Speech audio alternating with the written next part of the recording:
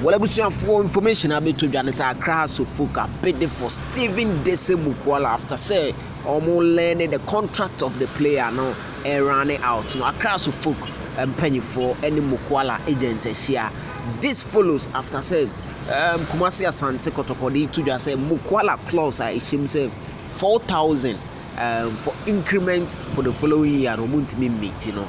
And I'm a class of folk. A person or yes, I'll counter offer now. Obefa Kumasi Asante Kotoko play details Nankasa or ha, but they bro Eufia a high super 24 TV. Whatever, Unyan subscribe here now. What hit subscribe to know about them and so now what follow social media handles. No, so Facebook near Super 24 TV, Instagram Kumasi Blogman, Twitter Kumasi Blogman, and TikTok no Blogman 24.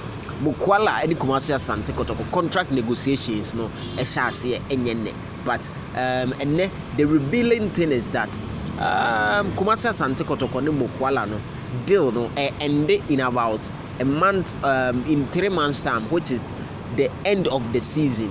Now the woman say Kotoko any player no contract no eshemu say the deal is subjected for a renewal. Now renewal no ebeye $4,000 a month. Currently, Mukwala ejina $2,000 a month.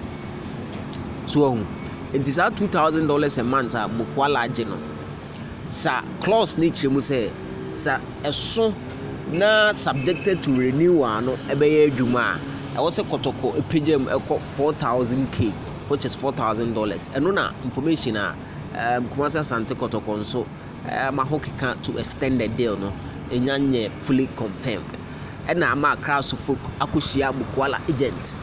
Na omo any Mukwala agents na edin komo say omo ye interested. Na ene na obi ka say mo Accra Hearts Oak Salifu di Maria Accra no. The 4,000 salary mo no. O say opa akatua ntumu wanya deal e wo Libya no. Muntimi enye bibi mfa ho na mu ze Mukwala abeda ho a mudiri mi ka say 4,000 mu betima twa $4,000 Hearts Oak mu betima twa.